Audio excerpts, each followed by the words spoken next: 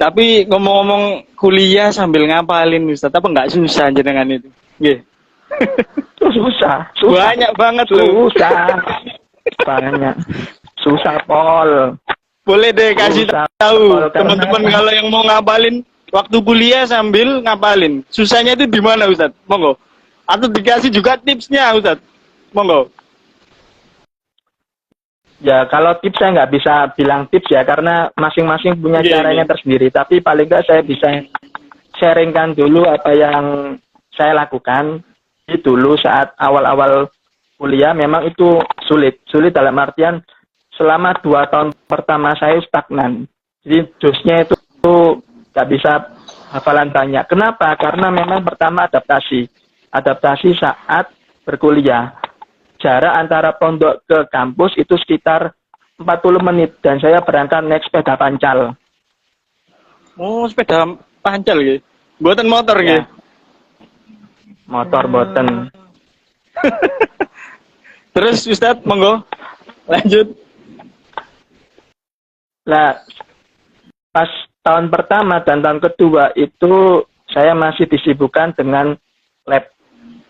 Jadi masih ada beberapa mata kuliah yang nge-lab. Jadi di lab, dan juga saya ikut beberapa organisasi yang ada di kampus, sehingga yaitu sulit sekali membagi waktu antara kuliah, terus organisasi, dan juga terus ngapalin. khususnya hafalan Quran di pondok. Ya, jadi memang itu akhirnya ya itu karena prosesnya sulit, mau nggak mau saya itu menyempatkan waktu tertentu atau istilahnya me time saya untuk hafalan Quran. Jadi ada waktu khusus nggih. Waktu khusus untuk Ya, ngapalin memang saat itu gitu nggih. ada.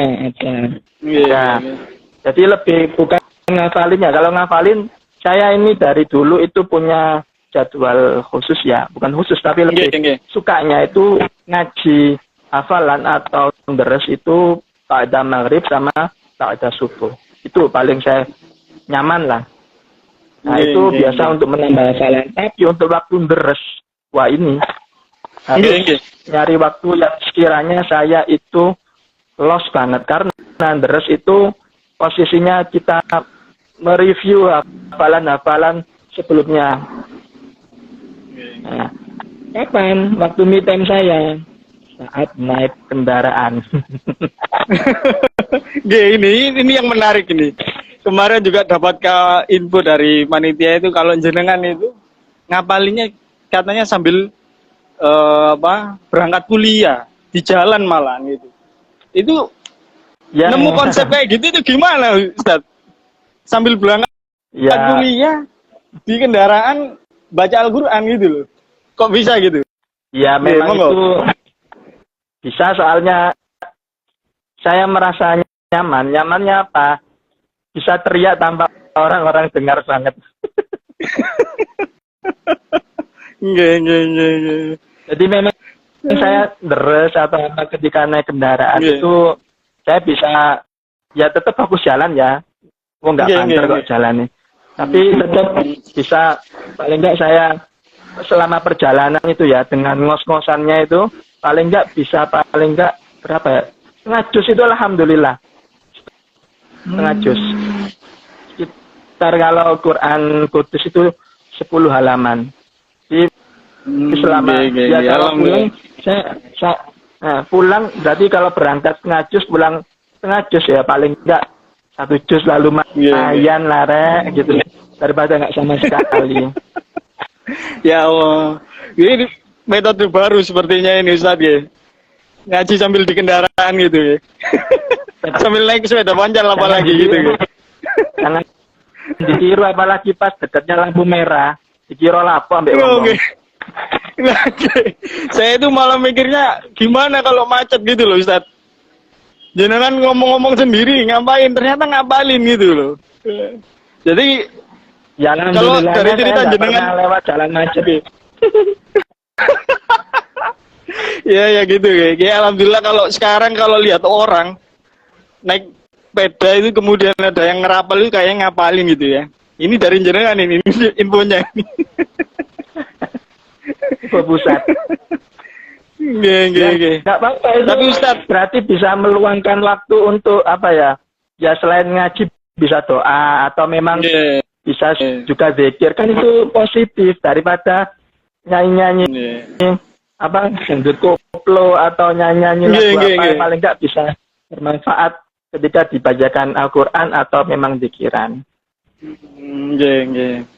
Jadi senyamannya jenengan untuk deres gitu nggih. Jadi daripada ini akhirnya nyoba ini gitu nggih. Ya Allah nggih. Iya. Tapi Ustaz, apalan jenengan udah jalan, kemudian kuliahnya gimana Ustaz? Kan kuliah harus jalannya kan harus barengan itu nggih. Yaitu saya sudah bilang dari semester pertama tahun pertama itu sangat sulit membagi waktunya. Jadi memang ada beberapa yang dikorbankan tuh.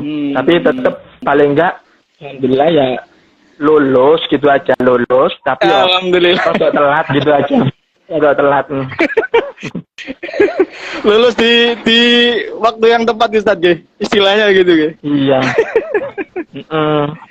Tapi katanya juga saya dapat bocoran selain ngapalin ternyata jenengan juga diikutkan beberapa lomba gitu nggih. Jadi saling ada korelasi kuliah sama ngapalin. Gimana Ustaz? Monggo diceritakan Ustaz. Jadi kalau kuliah sih saya termasuk jarang lomba. Tapi saya paling enggak pernah ikut sekitar 2-3 lomba. Jadi untuk lomba pertama saya pernah ikut lomba yaitu MHQ. Musabaqah Hifdzil Quran. Jasa itu kategorinya remaja sekitar umur 15 sampai 20 lah. Nah, saat itu saya umur 18 masuk kategori. Untuk lombanya itu ngaji atau hafalan 1 juz se-Yogyakarta. Nah, alhamdulillah saat itu bisa menang juara 3. Alhamdulillah. Terus juga alhamdulillah pernah juga ikut seleksi MTQ mewakili UGM. Nah, nasional nggih Ustaz nggih. Beberapa tahap seleksi. Oh, nasional. Alhamdulillah bisa lolos mewakili UGM. Saat itu MTQ-nya di UI untuk kategori 5 juz. Meskipun ya saat itu karena nasional ya kelasnya berat. Jadi saya nggak lolos sampai final. Oh iya, lupa ya. Awal tanya itu. Jurusannya apa dulu Ustaz? Fisika nggih? Bener nggih? Jurusan fisika. Masya Allah. Ini kuliah fisika. Ngapalin Al-Qur'an nggih. Terus kira-kira Ustaz pengalaman paling berkesan selama mondok. Dan jenengan ini kan dari mulai SMP kemudian SMA sampai lanjut kuliah ini mondok terus Ustaz nggih. Ada pengalaman paling berkesan nggak di pondok pesantren itu sehingga sampean itu pengen terus nyantri gitu loh? Apa ada kejadian yang luar biasa sehingga jenengan itu wah saya ini harus mondok terus ini? Monggo Ustaz. Ya memang saat itu saya lihat kalau apa ya saya langsung ke Jogja aja ya. Jadi saat itu banyak pilihan ya. Selain mondok ada asrama sekitar kampus, ada juga kos itu atau memang ngontrak sama teman. Tapi saat itu saya karena fokus untuk menyelesaikan hafalan Al-Qur'an saya, jadi saya nggak mau tetap di pondok. Kenapa? Karena kalau saya masuk kos atau kontrakan yang mana di luar pondok itu sudah bisa apa ya? Mengurangi fokus. Kenapa? Ya karena dalam hafalan Quran itu sendiri salah satu faktor terpenting ya ini lingkungan. Nah, ketika lingkungan saya tiap malam ngejak ngopi atau nge-mall terus kapan gini. Iya. Jadi ketika paling enggak saya capek atau apa di pondok ada teman yang mengatakan ayo hafalannya ya apa. Nah, itu sudah apa ya? Privilege tersendiri karena apa? Didukung oleh teman yang sepemikiran dan juga satu tujuan. Nah, ketika saya berada di lingkungan yang tidak ada sebagainya hafalan Al-Quran atau yang belum pernah mondok, ketika ada capek atau apa? Ayo ngopi wes. Udah. Ya ke bawah akhirnya nggih. Nggih. Ya Allah. Penuh acara, mulai konser, acara apa? Pagelaran. Nggih. Oh itu kalau ada acara gitu, misal teman-teman ngajak, sulit aslinya kalau nolak. Tapi tetap harus ingat tujuan awal ya. Tujuan awal yakni harus ingat tujuan. Siap. Nggih. Hafalan Quran. Tapi sebenarnya saya ini ada apa ya, setelah 2 tahun pertama hafalan Quran di Jogja itu saya tetap agak kendur.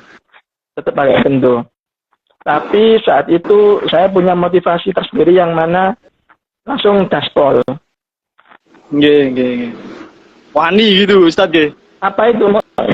Iya, tapi ini motivasinya itu tetap apa ya, memberikan ini mau nggak mau harus selesai. Kenapa? Jadi ceritanya saat itu setelah KKN kalau nggak salah, pas KKN saya itu ayah saya masuk ICU.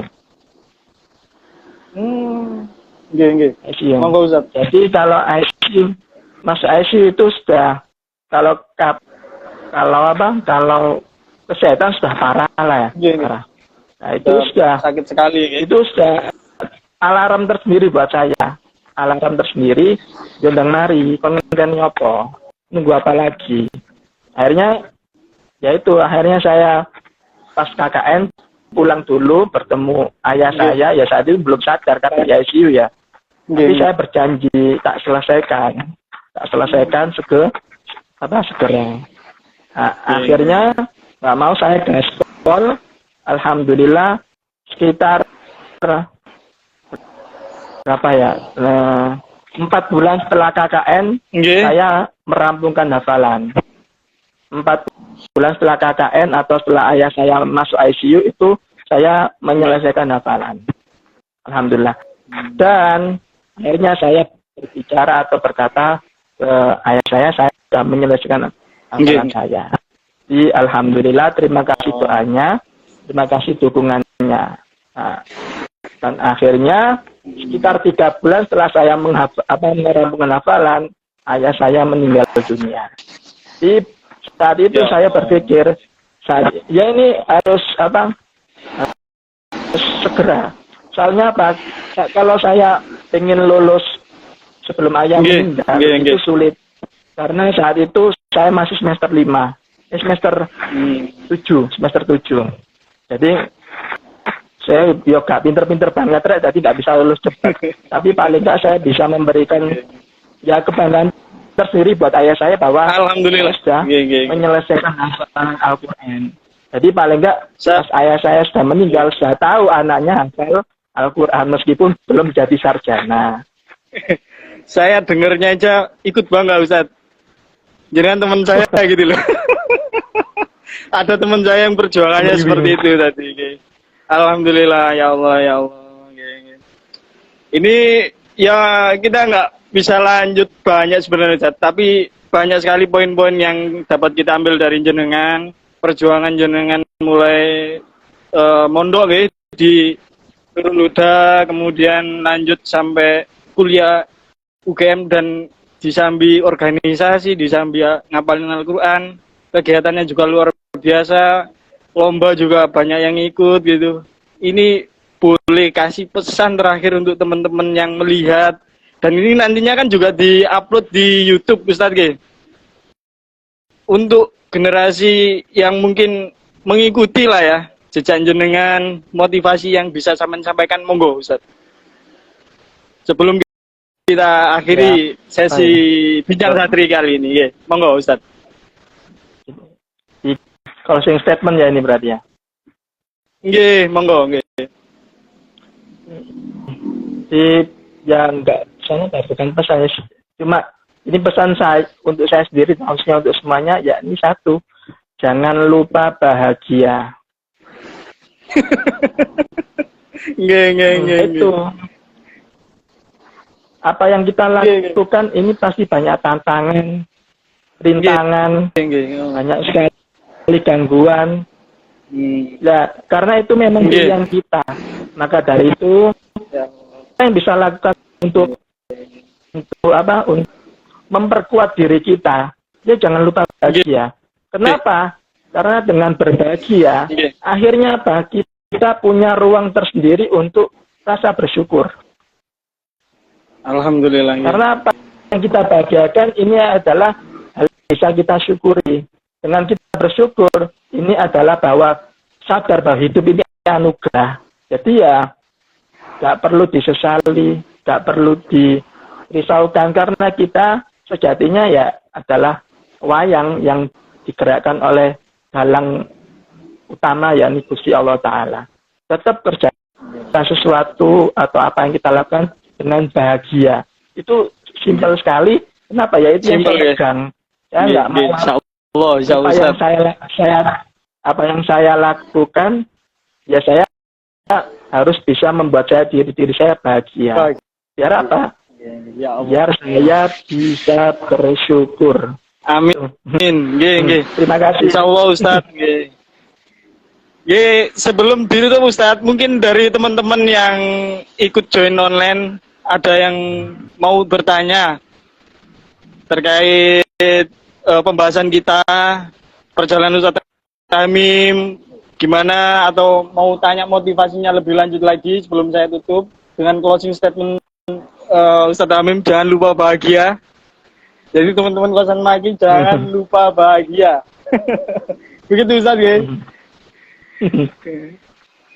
Kalau teman-teman masih malu-malu untuk bertanya, mungkin tetap bisa ditanyakan di kolom komentar YouTube atau di Instagram kita di Santri Manut Kiai. Oke Ustaz Tamim, sepertinya teman-teman masih malu bertanya Ustaz Tamim. Ya karena waktu kita juga terbatas, saya ucapkan terima kasih banyak kepada Ustaz Tamim dan mohon maaf apabila selama penyelenggaraan acara ini ada kurang berkenannya, dan kepada teman-teman yang join online terima kasih sudah meremehkan. Ya. Saya akhiri monggo Ustaz Tamim jenengan tutup dengan mungkin sedikit doa. Monggo Ustaz Tamim sedikit doa, monggo Ustaz. Dan kemudian kita tutup gitu. Ya, kita baca doa sebagaimana dulu saat kita mengakhiri perkumpulan kita, saat kumpul atau rapat saat di pondok dulu dengan sholawat ya Rabbi bil Mustafa baligh maqasidana wa fir lana ma ya wasi'al karami. Terima kasih. Sampai jumpa kembali di episode Bincang Santai selanjutnya. Terima kasih Ustaz Tamim sudah bergabung, dan pada teman-teman lain, wassalamualaikum warahmatullahi wabarakatuh. Waalaikumsalam warahmatullahi wabarakatuh.